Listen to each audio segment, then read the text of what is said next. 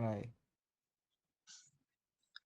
Assalamualaikum warahmatullahi wabarakatuh. Waalaikumsalam warahmatullahi wabarakatuh. Warahmatullahi Yang, wabarakatuh. ter- yang terhormat Ibu Dr. Siti Rahmasari, Sarjana Pendidikan Magister Pendidikan, selaku dosen mata kuliah Manajemen Pendidikan, serta teman-teman mahasiswa yang saya banggakan. Pada kesempatan ini, kami dari kelompok 3 ingin membahas tentang isu integrasi teknologi dalam pendidikan.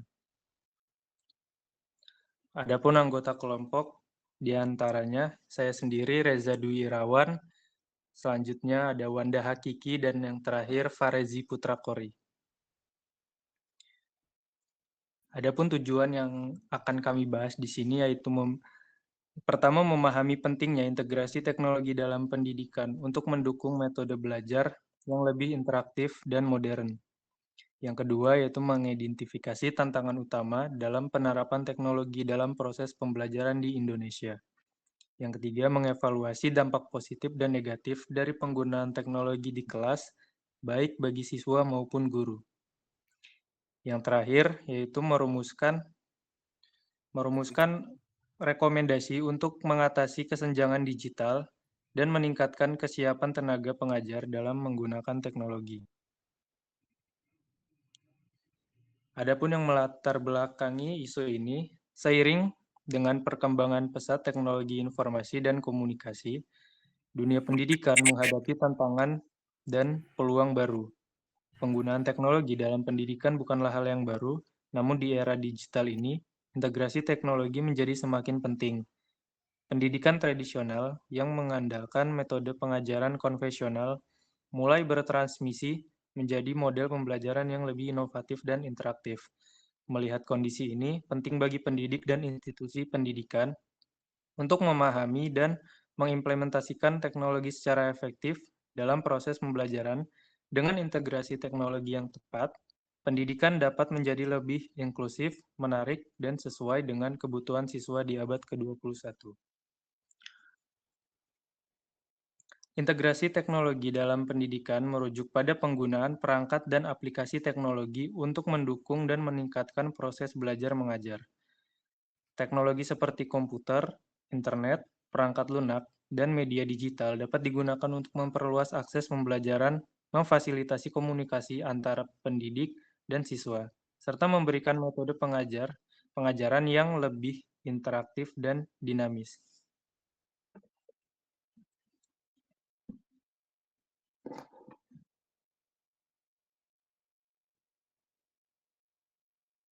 Jenis teknologi dalam pendidikan. Penerapan teknologi dalam pendidikan telah memberikan banyak manfaat, terutama dalam membuat pembelajaran yang lebih fleksibel, efisien, dan menarik. Namun, teknologi hanyalah alat efektivitasnya, tergantung pada cara penggunanya, pelatihan guru, infrastruktur yang memadai, serta perhatian terhadap kesenjangan digital adalah faktor kunci yang perlu meningkatkan kualitas pendidikan, bukan sekedar menjadi tren sementara. Adapun jenis-jenis teknologi dalam pendidikan, yang pertama itu ada e-learning platform. E-learning platform sendiri seperti Moodle, Google Classroom, Edomodo, yang menyediakan ruang bagi siswa untuk mengakses materi pembelajaran, berpartisipasi dalam diskusi, dan menyerahkan tugas secara online. Yang kedua, alat kolaborasi. Alat seperti Microsoft Teams, Zoom, dan Google Meet memungkinkan komunikasi real-time antara siswa dan guru. Alat kolaborasi ini mendukung pembelajaran kelompok, diskusi, dan presentasi, guna meningkatkan interaksi dan keterlibatan siswa. Nah, yang ketiga ada aplikasi pembelajaran seperti Kahoot, Quizizz, dan Duolingo yang membuat pembelajaran lebih interaktif. Aplikasi ini menggunakan gamifikasi untuk menjadikan proses belajar lebih menyenangkan dan menantang serta mendorong siswa untuk berpartisipasi aktif. Yang selanjutnya ada penggunaan media interaktif, yaitu video pembelajaran, simulasi dan aplikasi pendidikan interaktif yang membantu siswa untuk memahami konsep-konsep sulit dengan cara yang lebih visual dan mendalam. Selanjutnya ada artificial intelligence atau AI dalam pendidikan. AI dapat digunakan untuk menyesuaikan materi pembelajaran berdasarkan kebutuhan siswa guna memberikan feedback otomatis dan membantu dalam penilaian yang lebih akurat. Dampak yang ditimbulkan, yang pertama ada dampak positif, yaitu meningkatkan aksesibilitas, seperti teknologi memungkinkan siswa di daerah terpencil atau yang tidak memiliki akses ke sekolah untuk mendapatkan pendidikan melalui pembelajaran daring. Hal ini membantu mengurangi kesenjangan pendidikan. Yang selanjutnya pembelajaran yang lebih interaktif dan menarik. Dengan menggunakan teknologi, pembelajaran menjadi interaktif. Alat-alat seperti video simulasi dan permainan edukatif membuat siswa lebih terlibat dan bersemangat dalam belajar.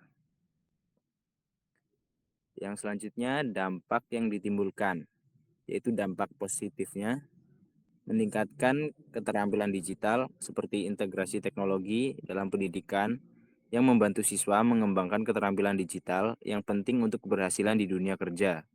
Di masa depan, siswa belajar menggunakan perangkat dan aplikasi yang relevan, mempersiapkan mereka untuk tantangan di era digital. Yang selanjutnya ada personalisasi pembelajaran. Teknologi yang memungkinkan pembuatan jalur pembelajaran yang disesuaikan dengan kebutuhan dan minat siswa. Siswa dapat belajar dengan kecepatan mereka sendiri dan memilih materi yang sesuai dengan gaya belajar mereka. Kemudian efisiensi dalam proses administrasi. Penggunaan teknologi membantu mengurangi beban administrasi bagi guru dan sekolah. Sistem manajemen pembelajaran atau LMS memungkinkan pengelolaan tugas, penjadwalan, dan penilaian dilakukan dengan lebih efisien. Yang selanjutnya akan dilanjutkan oleh rekan saya.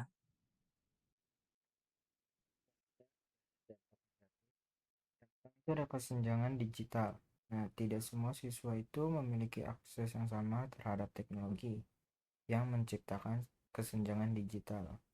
Siswa yang dari latar belakang ekonomi rendah mungkin tidak bisa memiliki perangkat atau koneksi internet yang diperlukan untuk belajar secara efektif.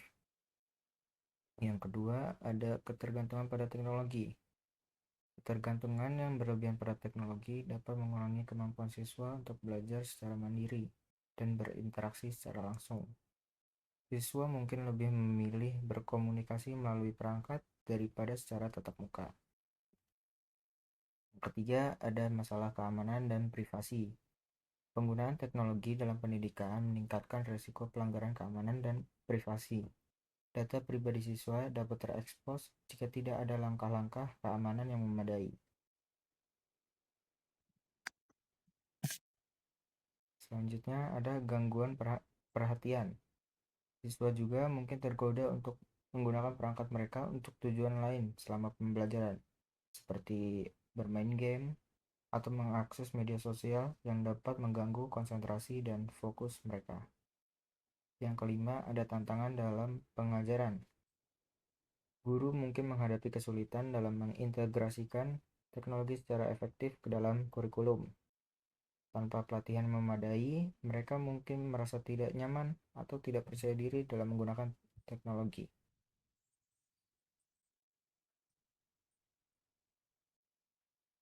Selanjutnya ada bagaimana rekomendasinya itu rekomendasi untuk menghadapi tantangan tersebut. Yang pertama itu ada pelatihan guru secara berkelanjutan. Guru itu harus dilatih secara berkala agar selalu up to date dengan perkembangan teknologi sehingga mereka dapat menggunakan teknologi secara efektif di ruang kelas.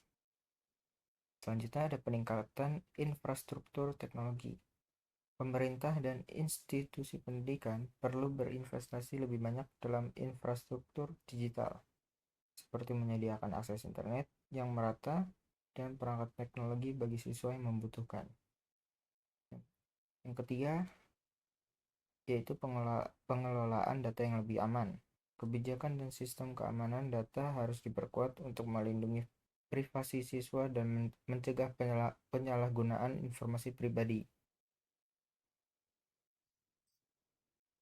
Yang terakhir adalah kesimpulannya. Kesimpulan yang dapat kami sampaikan adalah integrasi teknologi dalam pendidikan adalah langkah maju yang tidak dapat dihindari di era digital ini. Teknologi menawarkan berbagai manfaat, mulai dari meningkatkan akses pendidikan hingga menciptakan pengalaman belajar yang lebih dinamis dan personal. Meski terdapat beberapa tantangan seperti kesenjangan digital dan kesiapan guru, dengan solusi yang tepat, teknologi dapat diintegrasikan dengan sukses untuk meningkatkan kualitas pendidikan di Indonesia.